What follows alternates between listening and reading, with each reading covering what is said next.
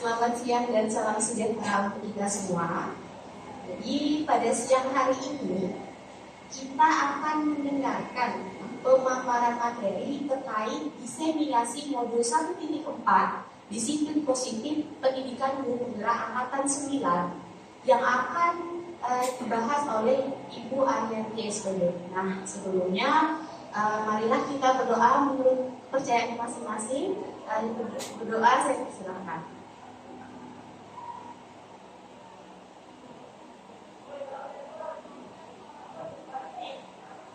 Doa selesai. Baik, kepada Bapak Ibu saya mohon untuk berdiri sebentar karena kita akan menyanyikan lagu Indonesia Raya.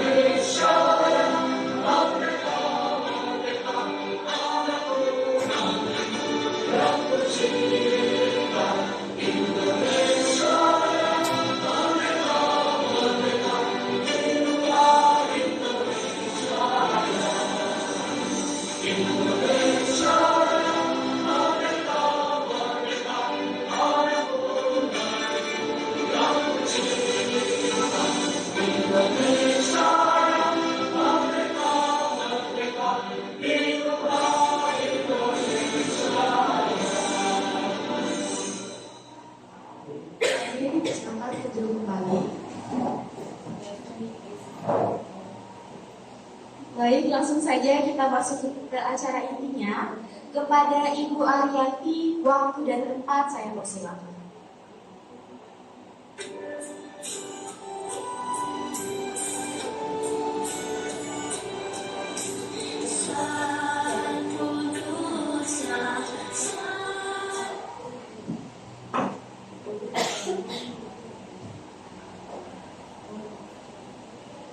Assalamualaikum warahmatullahi wabarakatuh.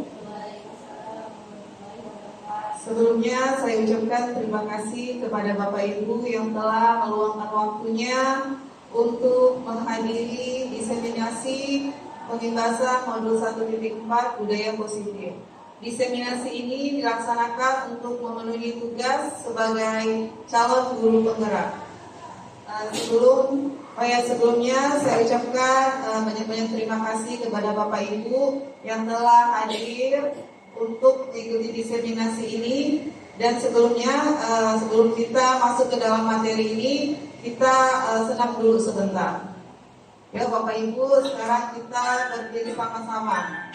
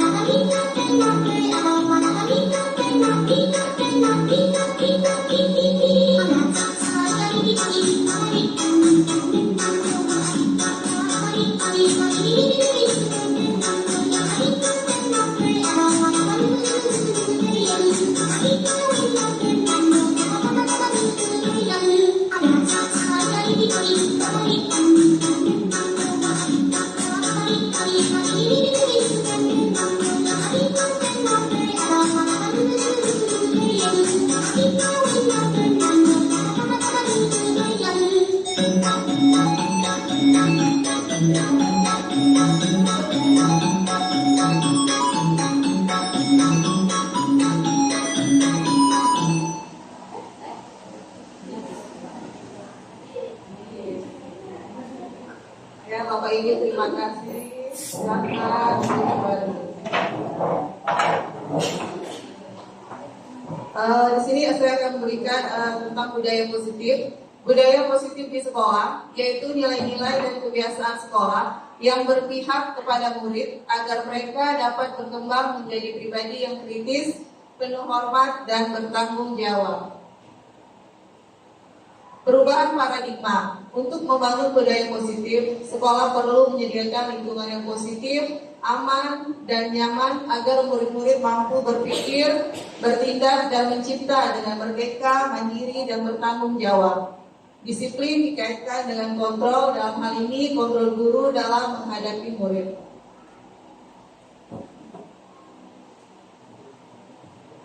Sekarang kita akan melaksanakan kegiatan Cobalah Buka. Di sini kita akan memainkan peran di mana Anda dan satu teman di sebelah Anda akan mempraktekkan untuk Cobalah Buka. Nanti ada yang sebagai A dan sebagai B. Yang A itu mengepalkan tangannya. Bapak Ibu anggap bahwa di telapak tangan Bapak Ibu ini terdapat sesuatu yang sangat berharga, yang sangat penting bagi Bapak Ibu. Jadi Bapak Ibu itu akan berusaha untuk mempertahankan apa yang menurut Bapak Ibu itu anggap penting. Sedangkan untuk B atau rekan B akan mencoba membuka kepalan tangan Anda dengan segala cara, baik itu membujuk, menghardik, mengintimidasi, memarahi, menggoda, menggelitik, bahkan menawari Anda uang yang agar Anda bersedia membuka kepalan tangan Anda. Ya, sekarang cobalah lakukan kegiatan tersebut secara bergantian. Masing-masing A dan B memiliki waktu 30 detik saja. Sesudah itu diskusikan kegiatan ini dan coba jawab pertanyaan-pertanyaan di bawah ini secara mandiri dari diskusikan kembali dengan rekan Anda yang B. Setelah itu nanti kita akan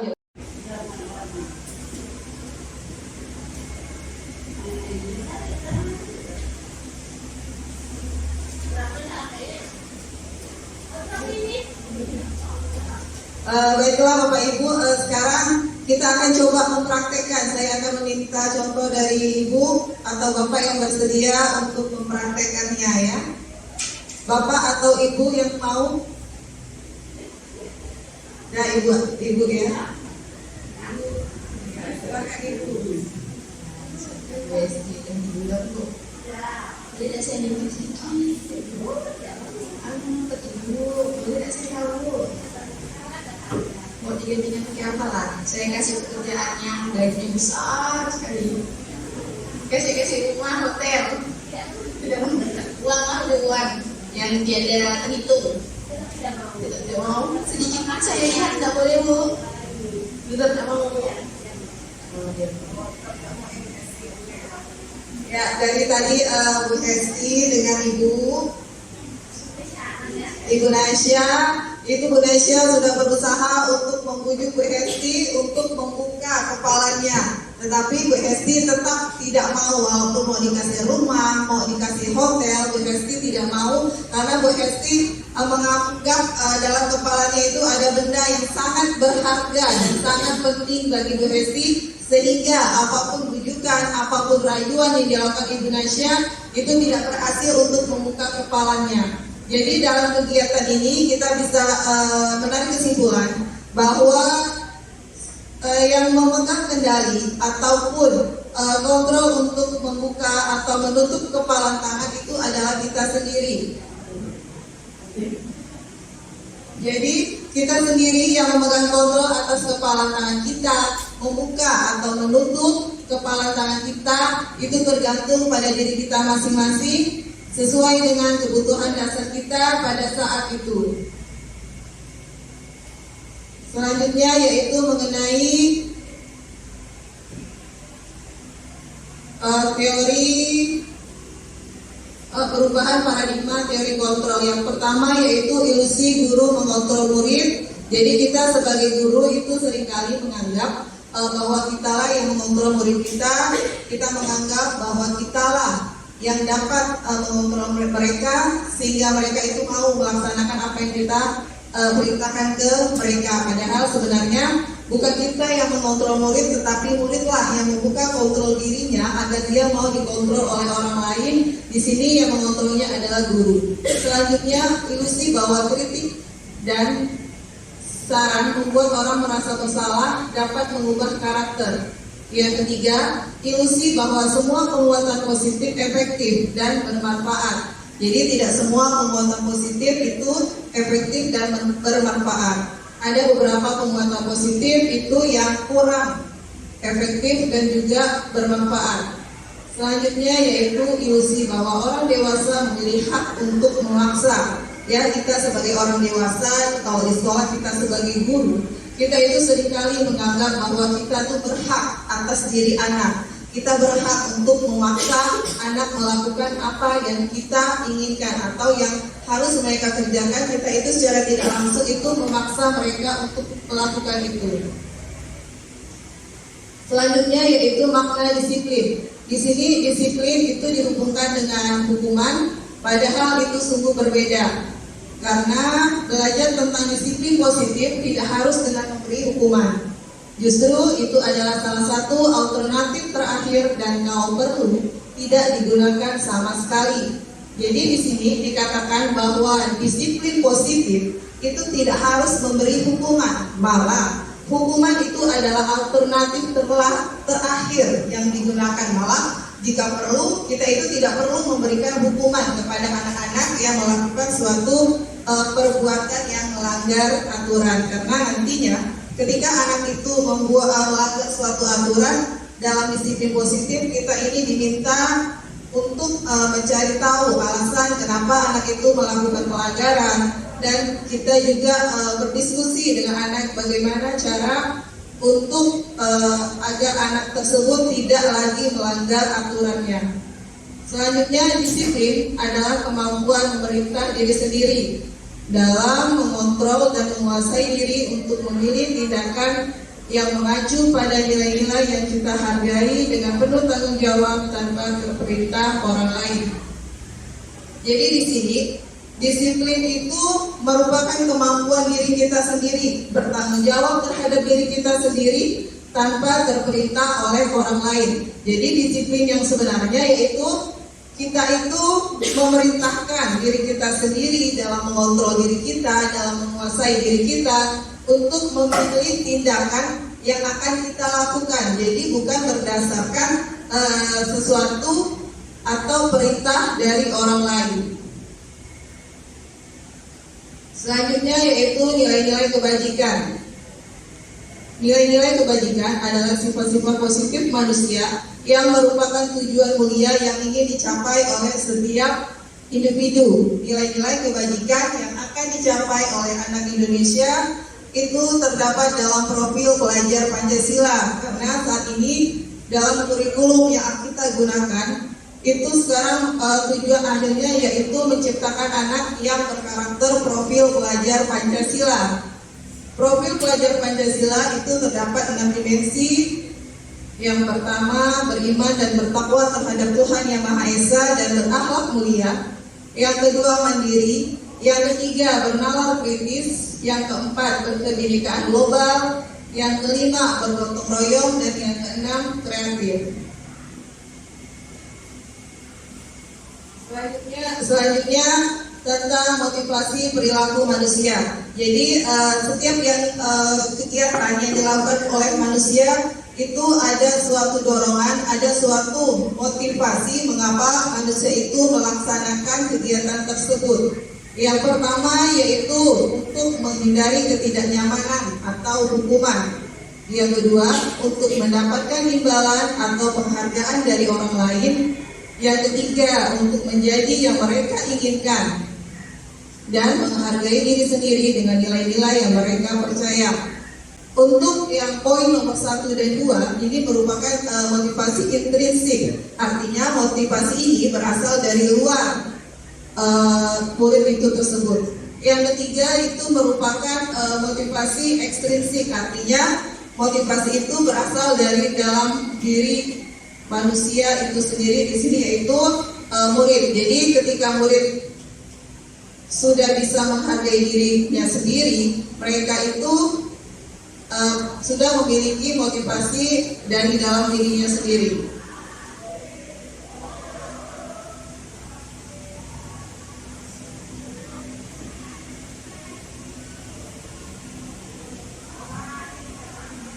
Selanjutnya kita akan mempelajari atau kita akan berdiskusi mengenai perbedaan hukuman dan konsekuensinya. Di sini ada beberapa tindakan guru yang nantinya kita akan diskusikan apakah ini termasuk hukuman ataupun konsekuensi. Yang pertama, mencatat 100 kali di dalam buku kalimat. Saya tidak akan terlambat lagi. Menurut Bapak Ibu, ini termasuk hukuman atau konsekuensi? Ya, menurut Ibu Nesya ini termasuk hukuman. Yang kedua, lari mengelilingi lapangan karena datang terlambat.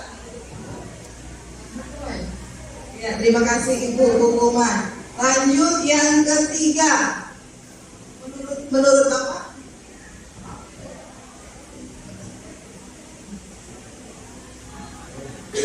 Hukuman, menurut Bapak hukuman atau konsekuensi yang ketiga? Hukuman. Terima kasih Bapak. Jadi menurut Bapak itu hukuman. Terus yang kelima, menurut Ibu apa itu? Hukuman atau konsekuensi? Ya, murid disuruh tidak memutuskan dari sekolah karena tidak mendapatkan hukuman. Hukuman. Terus apa yang nomor 6, murid disuruh lari di lapangan. Ya, yang terakhir itu lari di lapangan basket 2 kali karena terlambat 10 menit untuk pelajaran olahraga. Menurut Ibu ini hukuman atau konsekuensi? Lari keliling lapangan 10 kali saat pelajaran PJMK. Ini hukuman atau konsekuensi?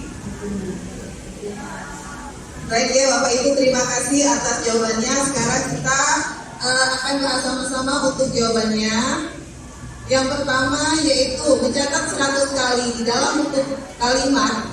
Ya, saya tidak akan terlambat lagi, itu termasuk hukuman. Yang kedua, lari mengelilingi lapangan basket 2 kali karena terlambat hadir di sekolah, itu juga hukuman. Yang ketiga, murid diminta untuk push up 15 kali karena tidak menggunakan masker ke sekolah, itu juga disebut dengan hukuman. Terus mengganti kertas tugas teman yang telah dicoret-coret, itu konsekuensi.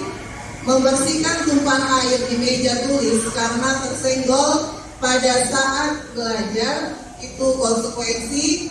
Selanjutnya, murid disuruh untuk tidak mengenakan sepatu seharian di sekolah karena tidak mengenakan sepatu hitam, itu hukuman. Lari mengelilingi lapangan basket 2 kali karena terlambat 10 menit untuk pelajaran PJOK, itu adalah konsekuensi. Jadi kita akan belajar tentang perbedaan hukuman dan konsekuensi. Di sini hukuman itu sesuatu yang menyakitkan, harus terjadi. Sedangkan konsekuensi itu sesuatu yang harus terjadi. Yang kedua, membuat anak untuk hukuman itu membuat anak sakit, baik fisik, maupun hati untuk jangka waktu yang lama. Sementara konsekuensi membuat anak merasa tidak nyaman dalam jangka waktu pendek.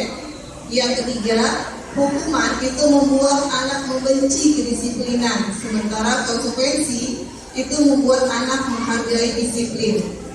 Hukuman itu berupa paksaan, tetapi kalau konsekuensi itu stimulus tanggapan. Hukuman mendorong anak menyakiti diri sendiri, sementara konsekuensi mendorong anak agar mudah menyesuaikan diri. Hukuman merupakan konsep diri yang buruk, sementara konsekuensi merupakan konsep diri yang baik. Hukuman membuat anak belajar untuk menyembunyikan kesalahan, sedangkan konsekuensi itu membuat anak belajar untuk mematuhi peraturan. Hukuman marah, rasa bersalah, dipermalukan, merasa tak dihargai. Sedangkan konsekuensi membuat anak kehilangan hak, dibuat tidak nyaman, diasingkan untuk sementara waktu.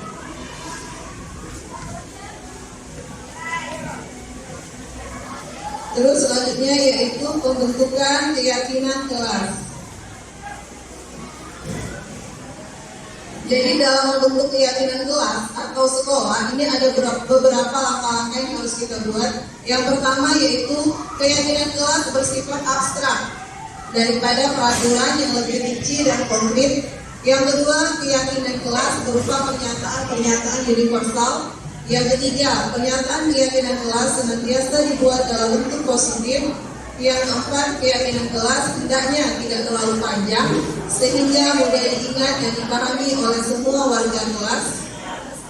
Yang selanjutnya yaitu keyakinan kelas sebaiknya sesuatu yang dapat diterapkan di lingkungan tersebut. Semua warga kelas hendaknya ikut berkontribusi dalam pembuatan keyakinan kelas lewat kegiatan curah pendapat. Dan yang terakhir, bersedia meninjau kembali keyakinan kelas dari waktu ke waktu. Jadi untuk membentuk keyakinan kelas itu kita harus melibatkan anak-anak dalam pembuatan keyakinan kelas. Jadi dalam membuat keyakinan kelas, kita itu meminta anak-anak untuk menuliskan atau untuk mengeluarkan pendapat keyakinan kelas apa yang mereka inginkan agar kelas itu sesuai dengan kelas impian mereka. Jadi di sini dalam membuat keyakinan kelas, kita itu juga menggunakan kalimat-kalimat yang positif. Sebisa mungkin kita menghindari kalimat negatif seperti tidak boleh membuang sampah sembarangan atau tidak boleh mengotori kelas. Itu kita ubah menjadi kalimat positif, menjadi membuang sampah pada tempatnya. Jadi keyakinan kelas ini sangat diperlukan agar warga kelas tersebut itu dapat belajar dengan aman, nyaman, sesuai dengan harapan mereka. Selanjutnya di sini kita akan ada peraturan dan keyakinan kelasnya. Jadi dalam keyakinan kelas kita itu terdapat nilai-nilai seperti nilai disiplin, nilai tanggung jawab, nilai kejujuran, ataupun nilai menghargai orang lain. Sekarang kita diskusikan sama-sama. Yang pertama yaitu selalu kembalikan buku ke tempatnya. Menurut Bapak Ibu ini nilai keyakinannya apa? Siapa yang mau mencoba menjawabnya? Selalu mengembalikan buku ke tempatnya. Ibu mau menjawabnya?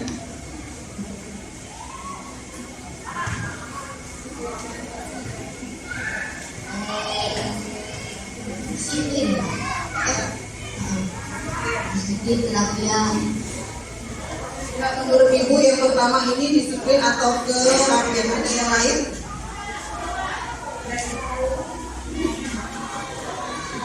Tanggung jawab begitu Bu. Jadi ini tanggung jawab untuk mengembalikan buku ke tempatnya. Gitu.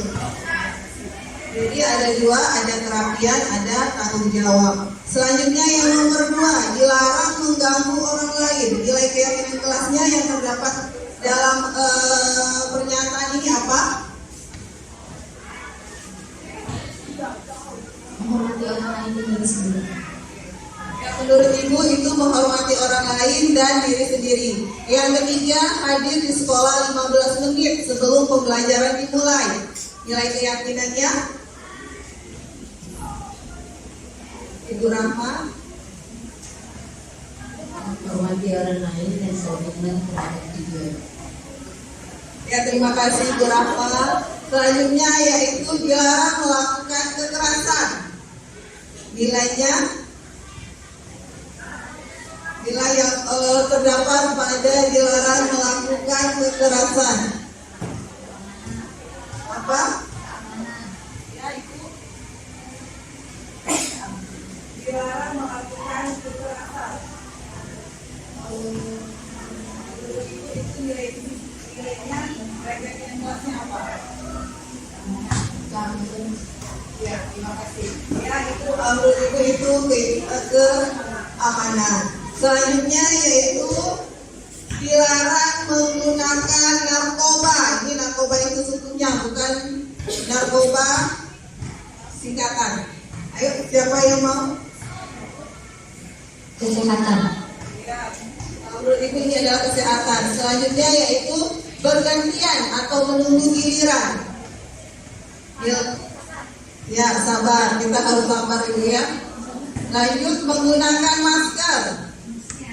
Ya, kesehatan. Jangan berlari di kelas atau koridor. Keselamatan. Ini jawabannya, yaitu selalu kembalikan buku ke tempatnya. Betul nggak tadi tanggung jawab? Yang kedua, dilarang mengganggu orang lain. Itu menghormati orang lain. Yang ketiga, hadir di sekolah 15 menit sebelum pembelajaran dimulai, menghormati orang lain dan berkomitmen. Dilarang melakukan kekerasan, itu keselamatan dan menghormati orang lain. Dilarang menggunakan narkoba, kesehatan, bergantian atau menunggu giliran, itu menghormati orang lain dan bersabar. Menggunakan masker, keyakinan kelasnya, kesehatan dan keselamatan. Jangan berlari di koridor, itu keselamatan. Selanjutnya yaitu kebutuhan dasar manusia. Jadi setiap manusia itu mempunyai kebutuhan dasar. Di sini kebutuhan dasar manusia itu dibagi menjadi 5, yaitu 1, kebutuhan untuk bertahan hidup. Ini berhubungan dengan kebutuhan fisiologisnya, yaitu rumah, makan, makanan maupun kesehatan. Yang kedua, cinta dan kasih sayang. Jadi setiap orang itu memiliki kebutuhan dasar untuk disayangi dan menyayangi di lingkungannya atau di kelompoknya. Yang ketiga, kebebasan. Di sini setiap orang itu dia memiliki kebutuhan untuk bisa memilih, bebas untuk melakukan apa yang dia inginkan. Yang keempat, kesenangan. Di sini kalau dikaitkan dengan anak-anak sekolah, terutama anak SD, kesenangan anak-anak itu adalah bermain. Yang kelima, kekuasaan atau power. Di sini jadi kekuasaan itu merupakan kebutuhan dasar dari manusia yang mereka itu mempunyai kekuasaan atau kekuatan. Di sini kita ada mempunyai sebuah kasus mengenai kebutuhan dasar manusia. Ibu Ina sedang bingung menghadapi ulah salah satu murid yang bernama Badu. Beberapa teman Badu telah datang dan mengeluhkan tingkah Badu yang sering mengambil makanan temannya secara paksa. Menurut Bapak Ibu, apa yang dilakukan oleh Badu ini, dia ingin mendapatkan kebutuhan dasar apa? Jadi dia ini sering mengganggu temannya karena apa? Karena dia ingin memberikan kebutuhan dasar apa yang ingin dia dapatkan dari dia merebut makanan teman-temannya. Ya, coba Ibu Linda bisa.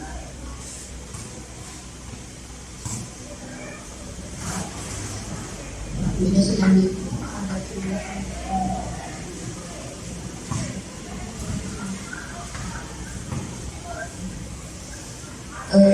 Badu ini melakukannya karena kebutuhan perhatian kayaknya atau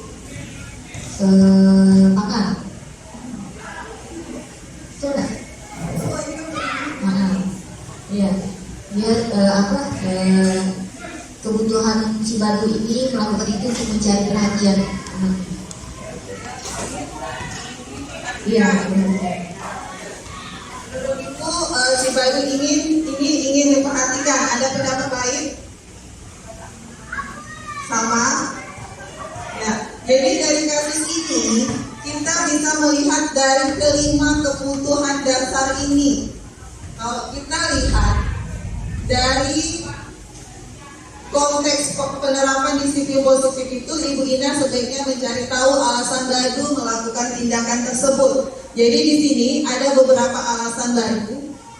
Jika jawaban Badu karena ia lapar dan orang tuanya tidak membawakannya bekal makanan, maka kebutuhan dasarnya adalah bertahan hidup. Yang kedua, jika jawaban Badu karena ia senang temannya jadi memperhatikan dia, maka kebutuhan dasarnya adalah cinta dan kasih sayang.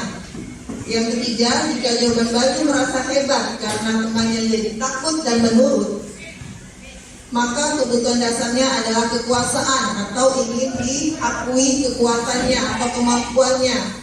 Selanjutnya yang keempat, jika jawaban Badu karena merasa bosan dengan bekal yang dibawakan ibunya, maka kebutuhan dasarnya adalah kebebasan. Di sini kebebasan Badu untuk memilih menu makanan yang dia inginkan. Selanjutnya yaitu jika jawaban Badu adalah karena iseng saja dan dia menikmati ekspresi wajah teman yang kesal karena diambil makanannya, maka kebutuhannya adalah kesenangan. Jadi dia itu senang melihat temannya itu marah, kesal jika diambil makanannya. Jadi kebutuhan dasar si Badu ini bisa dilihat dari 5. Jadi itu ada 5 kebutuhan dasar Badu jika jawaban Badu. Jadi tergantung ke jawaban Badu itu karena apa. Selanjutnya yaitu posisi kontrol guru. Yang pertama yaitu sebagai penghukum. Yang kedua pembuat merasa bersalah. Yang ketiga teman. Yang keempat memantau. Yang kelima manajer. Di sini kita akan menyaksikan bersama-sama posisi kontrol seorang guru itu seperti apa. Silakan kita saksikan videonya. Nalan, sini kamu. Selamat pagi, Bu. Selalu terlambat. Kamu deh pasti terlambat. Maaf, Bu.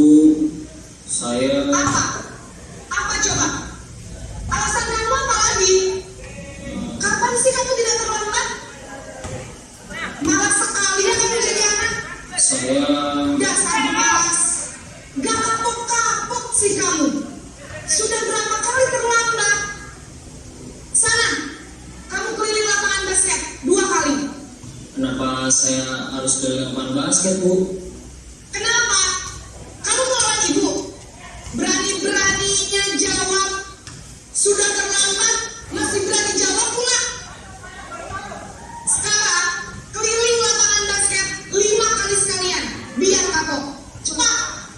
Pergi sana ke lapangan basket. Posisi penghukum biasanya berbicara dengan nada tinggi, menghardik, menunjuk-nunjuk, menyakiti, dan menyindir. Hukuman bisa berupa fisik maupun psikis. Ibu dan bapak guru hebat. Dampak yang terjadi pada murid ketika guru berada pada posisi penghukum adalah murid cenderung akan memberontak, bahkan menyimpan dendam.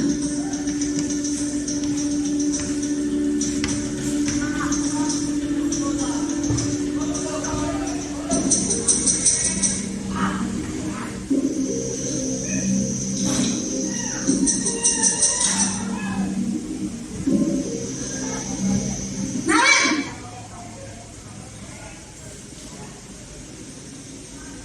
Selamat pagi, Bu. Naren. Kamu kenapa terlambat lagi, nak? Ya Tuhan, Naren. Kamu senang ya bikin ibu susah ya?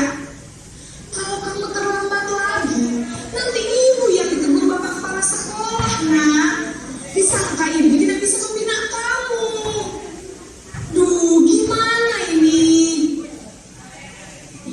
Maaf, Bu. Duh, Gusti Naren. Kamu suka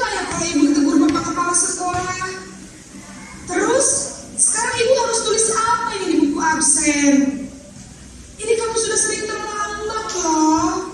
Ibu harus apa coba? Maaf Bu, maaf sekali. Ya sudah, lain kali jangan bikin ibu susah lagi ya nak ya. Ibu tidak akan kuat lagi kalau kamu begini terus. Bisa jantungan kalau ibu tegur bapak kepala sekolah. Sana cepat ke kelas. Maaf ya Bu, maaf sekali. Posisi pembuat rasa bersalah berbicara dengan nada tenang, cenderung lembut, namun kata-kata yang diutarakan membuat murid merasa menjadi orang yang gagal, memandang buruk dirinya sendiri, merasa tidak berharga, dan tidak sanggup membahagiakan orang lain. Ketika guru mengambil posisi pembuat rasa bersalah, murid akan menganggap dirinya yang bersalah dan ia akan menyimpan emosi negatif tersebut di dalam dirinya.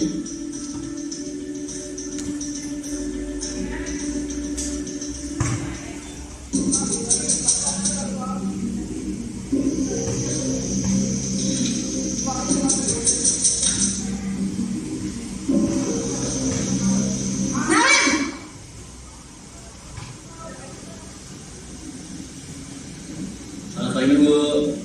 Wah, sudah jam berapa ini nak? Terlambat lagi ya sayang. Iya Bu, habis ibu saya lupa bangunkan saya Bu. Kamu malah menyalahkan ibu kamu. Kamu bukannya anak yang larinya paling kencang. Kok terlambat sih? Iya Bu, saya memang terlambat bangun tadi. Jadi biarpun saya lari kencang, tetap gak kekejar Bu. Ya sudah Sarah, nanti lain kali larinya lebih kencang lagi ya. Biar gak terlambat lagi. Bikin seneng ibu, demi ibu. Bisa kan? Bisa lah Bu. Ya sudah sana masuk kelas. Ibu beresin urusan absen kamu. Kamu ini ada-ada saja. Dalam posisi teman, guru berbicara dengan nada suara ramah, akrab, cenderung bersenda gurau untuk menjaga suasana tetap santai. Murid akan merasa senang, aman, dan akrab dengan guru. Identitas yang tercipta adalah identitas sukses atau berhasil. Namun, perlu diingat, karena ini masih dorongan eksternal, maka ada faktor ketergantungan dari murid kepada orang tertentu. Di sini guru aksennya, sehingga di lain waktu murid bisa berperilaku baik, namun hanya kepada orang-orang tertentu saja.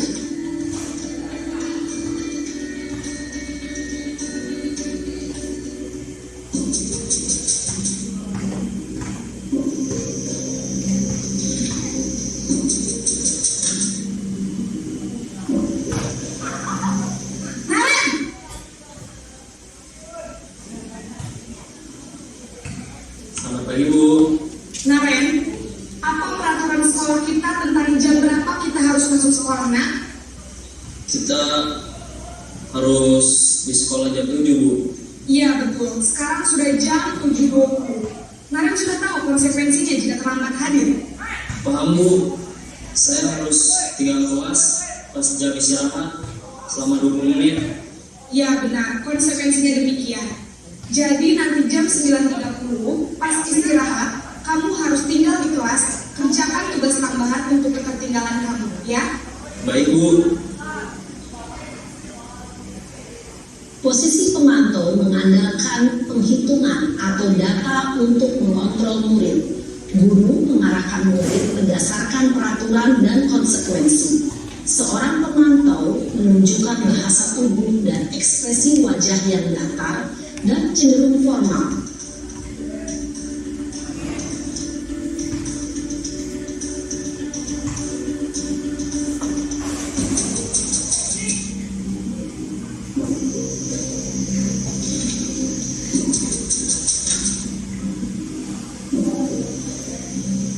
Naren!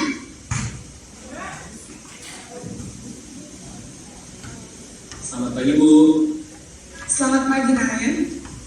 Maaf Bu, saya terlambat. Iya, sekolah masuknya jam 7, sekarang sudah jam 7.20. Jadi sekarang bagaimana ini Naren? Maaf Maaf Bu, saya lupa setel alarm saya semalam. Baiklah, menurut kamu, keyakinan sekolahnya yang mana yang perlu kamu tingkatkan? Menghargai diri sendiri dan orang lain mungkin ya Bu. Setuju. Jadi, apakah Naren meyakini prinsip saling menghormati tersebut? Iya Bu, saya meyakininya. Apakah Naren bersedia memperbaiki masalah keterlambatan ini? Bersedia Bu. Bagaimana kamu akan perbaiki masalah keterlambatan ini?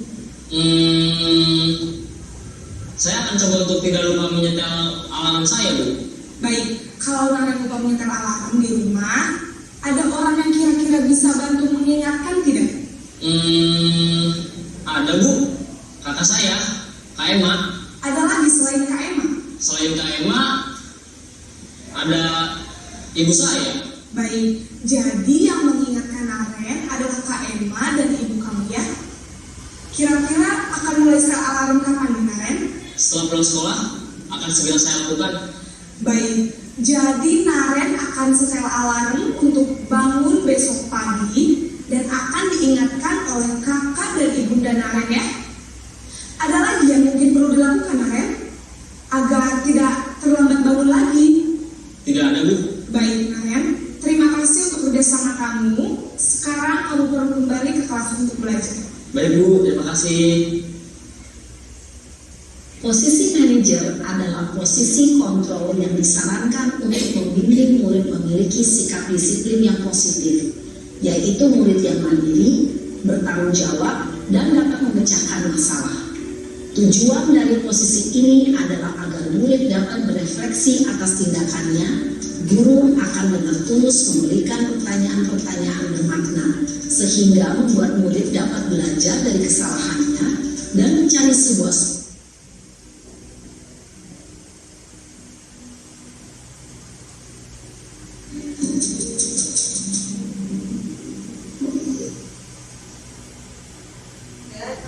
Jadi tadi dari video tadi, jadi ada beberapa contoh mengenai posisi kontrol guru.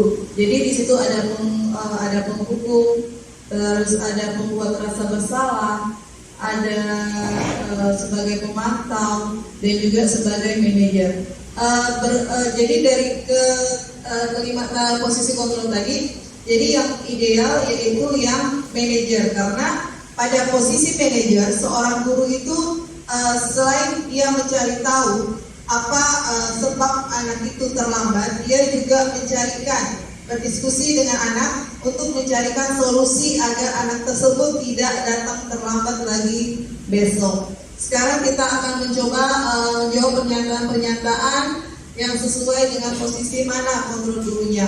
Yang pertama, saya kecewa sekali dengan kamu. Menurut Bapak Ibu, ini termasuk posisi kontrol apa?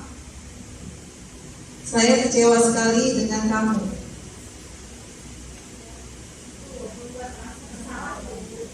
Ya, membuat rasa bersalah. Selanjutnya yang kedua, kamu tidak pernah melakukannya. Ini posisi kontrol untuk kamu tidak pernah melakukan. Ya, Ibu pemantau. Ada yang lain lagi pendapatnya? Penghukum, kita coba lihat jawabannya, yaitu ya betul, penghukum. Yang ketiga, ayolah lakukan demi ibu atau bapak. Ini posisi kontrol guru sebagai apa? Ayolah lakukan demi ibu bapak.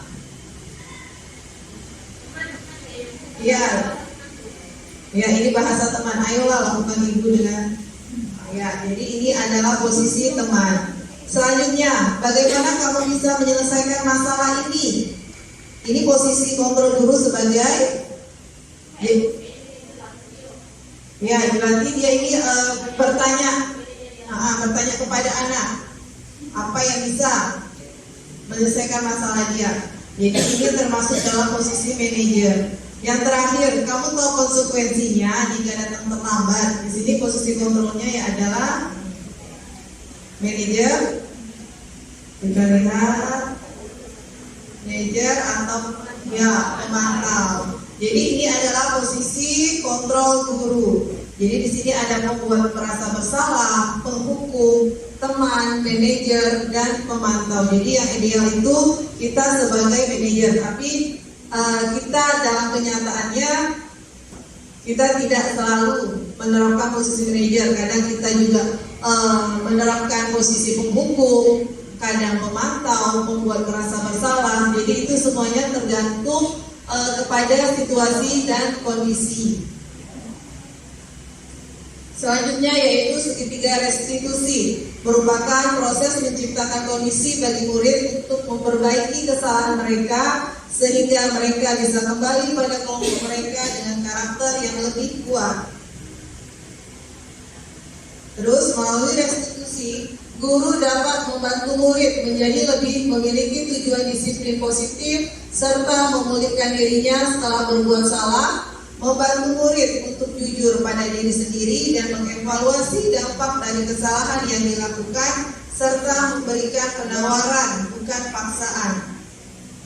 Adapun tahapan segitiga restitusi yaitu pertama, menstabilkan identitas, yang kedua, validasi tindakan yang salah, dan yang ketiga yaitu menanyakan keyakinan. Yang pertama, menstabilkan identitas. Di sini guru dapat berkata, berbuat salah itu tidak apa-apa atau tidak ada manusia yang sempurna. Saya juga pernah melakukan kesalahan seperti itu. Kita bisa menyelesaikan ini. Tahu Bapak Ibu tidak tertarik mencari siapa yang salah, tapi Bapak Ibu ingin mencari solusi dari permasalahan ini.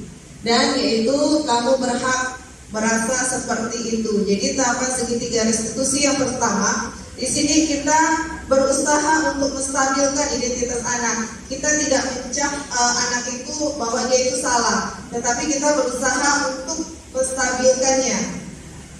Yang kedua yaitu validasi tindakan yang salah. Di sini guru bisa berkata, padahal kamu bisa melakukan yang lebih buruk dari ini ya. Terus kamu pasti punya alasan mengapa kamu melakukan hal ini. Terus kamu patut bangga pada dirimu karena kamu telah melindungi sesuatu yang penting buatmu. Jadi ini merupakan tahapan segitiga restitusi yang kedua. Jadi di sini memvalidasi tindakan yang salah. Selanjutnya yaitu yang ketiga, menanyakan keyakinan. Di sini guru bisa berkata, apa nilai-nilai yang kita sepakati bersama? Terus apa bayangan kita tentang kelas yang ideal? Dan kamu mau jadi orang yang seperti apa? Ini merupakan tahapan segitiga restitusi. Jadi segitiga restitusi di sini kita guru bukan hanya menyalahkan anak ketika anak melakukan kesalahan, tetapi di sini kita juga berdiskusi sama anak untuk mencarikan solusi agar anak tidak melakukan kesalahan yang sama untuk kedua kalinya. Ya, jadi sekian pemaparan dari saya. Apakah dari Bapak Ibu ada yang ingin ditanyakan atau memberikan komentarnya mengenai penerapan disiplin positif?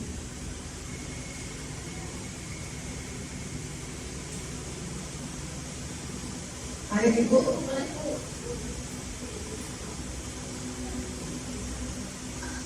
Assalamualaikum warahmatullahi wabarakatuh.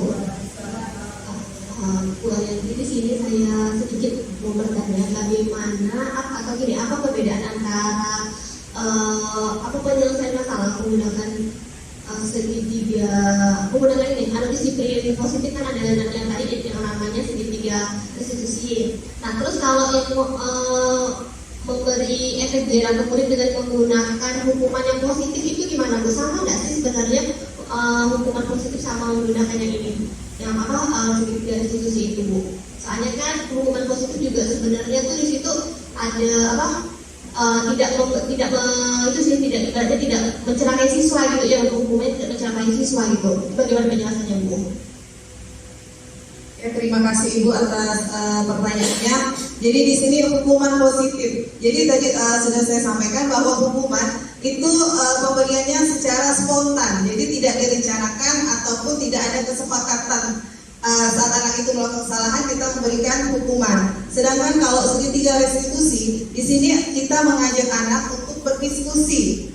Apa sih masalah kamu? Apa sih yang bisa kamu lakukan agar masalah kamu ini bisa diatasi? Jadi begitu Ibu perbedaannya Ibu.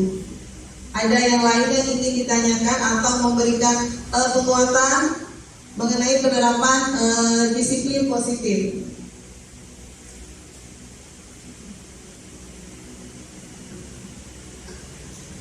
Terima kasih Ibu Arianti, pemaparan materi yang sangat menarik ya. Saya cuma ingin bertanya tentang keyakinan kelas. Apakah di sekolah Ibu sudah menerapkan keyakinan kelas dan bagaimana penerapannya? Ya baik Ibu, terima kasih. Untuk keyakinan kelas, saya sudah menerapkan di kelas saya. Efeknya itu anak-anak mulai bisa menyadari atas kesalahan mereka karena keyakinan kelas atau kesepakatan kelas ini kan kita buatnya secara bersama-sama. Jadi anak-anak itu menuliskan masing-masing keyakinan kelas yang mereka inginkan seperti apa. Jadi di sini anak-anak itu dia sudah bisa sudah mulai tahu ketika mereka melakukan suatu hal, suatu kesalahan, apakah ini melanggar dari keyakinan kelas atau tidak. Jadi mereka itu bisa merem atau mengontrol diri mereka ketika mereka itu ingin melakukan suatu tindakan. Seperti itu Ibu. Terima kasih. Ya baiklah Ibu, tidak ada lagi. Jadi demikianlah pemaparan mengenai disiplin positif. Jadi disiplin positif ini merupakan hal yang sudah seharusnya kita laksanakan di sekolah. Karena disiplin positif ini banyak sekali manfaatnya. Semoga dengan pemaparan kita kali ini, diseminasi kita hari ini, kita dapat menerapkan disiplin positif di sekolah agar nantinya anak-anak itu menjadi nyaman, menjadi aman dan senang untuk belajar di sekolah dan menganggap sekolah itu bukan beban, menganggap belajar itu beban, dan kita bisa menjadikan sekolah itu menjadi tempat yang bisa dirindukan oleh anak-anak. Terima kasih. Assalamualaikum warahmatullahi wabarakatuh. Saya kembalikan lagi ke moderator.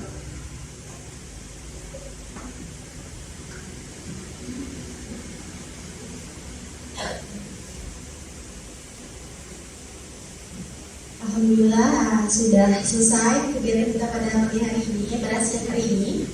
Nah sebelumnya terima kasih kepada Bapak Ibu guru yang sudah ikut serta dalam kegiatan kita pada pagi hari ini, pada siang hari ini. Terima kasih juga kepada Ibu Arianti yang telah memaparkan materinya dengan sangat baik. Semoga apa yang telah disampaikan bisa bermanfaat bagi kita semua. Baik, saya akhiri. Wassalamualaikum warahmatullahi wabarakatuh. Terima kasih.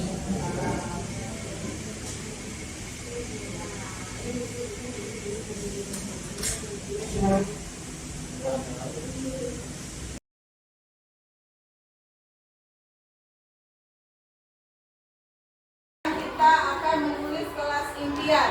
Jadi nanti kamu tuliskan di stick ini, kalian tulis kalian ingin ke kelas yang seperti apa. Kalian tuh mau kelas kalian tuh seperti apa? Apakah kalian mau belajarnya sambil menggunakan metode permainan atau seperti apa? Nanti kalian tuliskan di sini.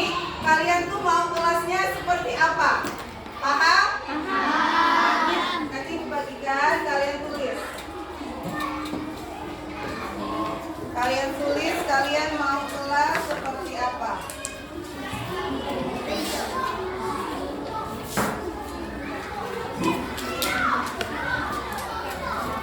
Ya, yang udah dapat kertasnya,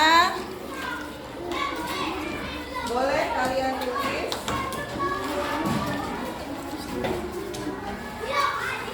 Kalian mau kelas yang seperti apa?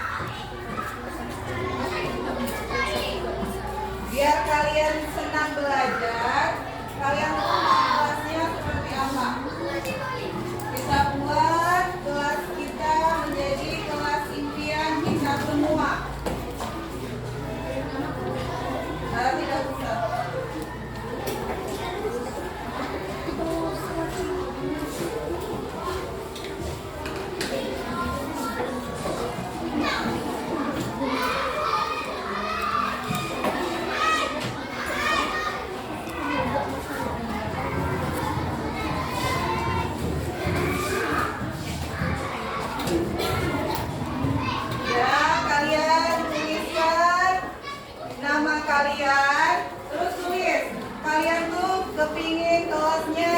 seperti apa?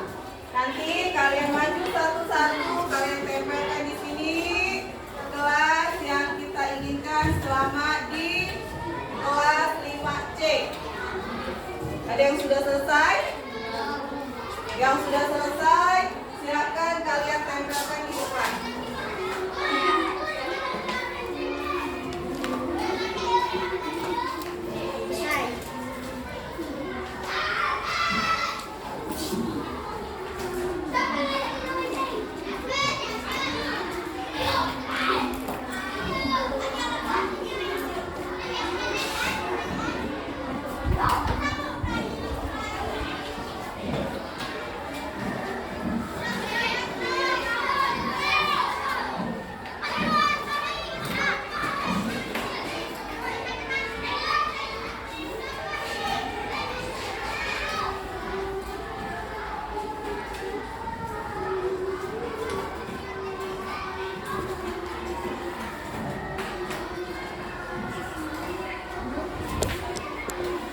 Ada yang sudah selesai? Ayo boleh ditempel di depan.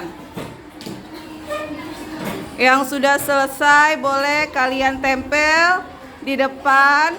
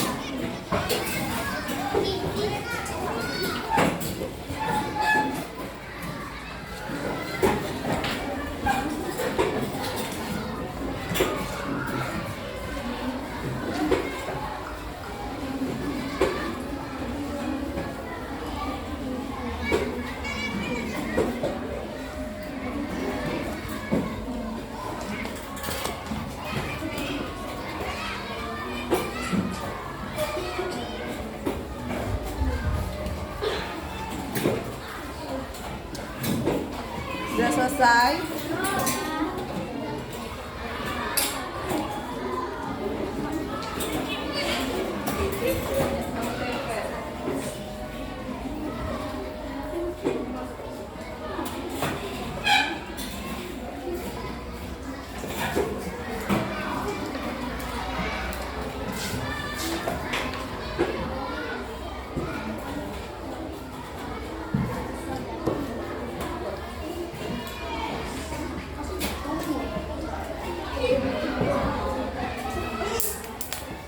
Sudah? Ada yang belum? Sudah selesai? Ya, jadi ini adalah kelas-kelas yang kalian impikan. Ibu bacakan. Ada yang tidak ikut. Tidak aku isolasi C menjadi tertib tidak ikut. Kelas yang metode permainan. Kelasnya pengen apa ini? Kelasku menjadi kelas yang bersih. Belajar terus tertib. Ya, jadi ini adalah kelas yang kalian impikan. Sekarang kita untuk mewujudkan kelas impian, kita membuat keyakinan kelas.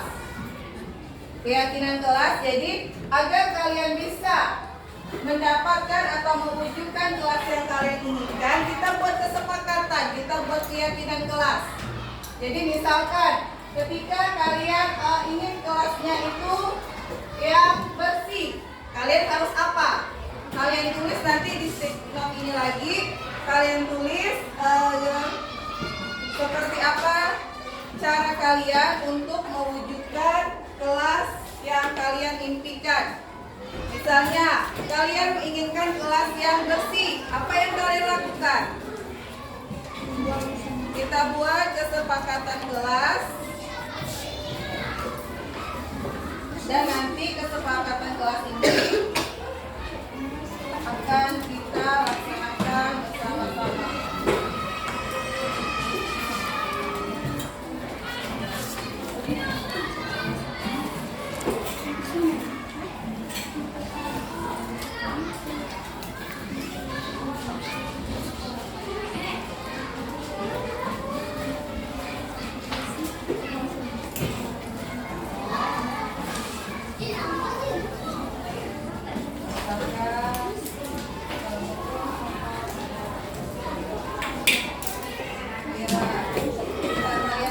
Bisa tercapai kelas yang kalian impikan.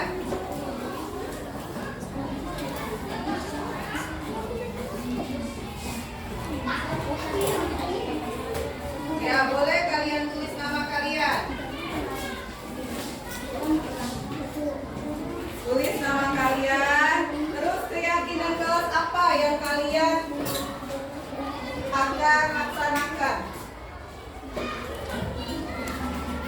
Ini keyakinan kelas atau kesepakatan kelas?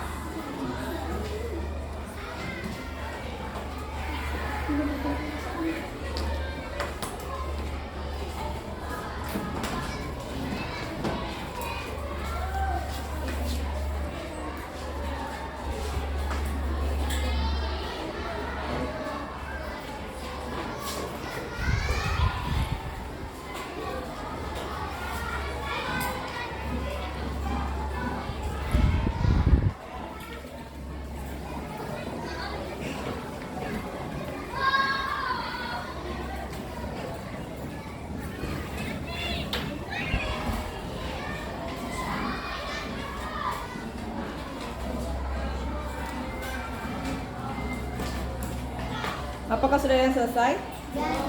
Yang sudah selesai, silakan kalian tempelkan di keyakinan kelas. Ayo yang tertib.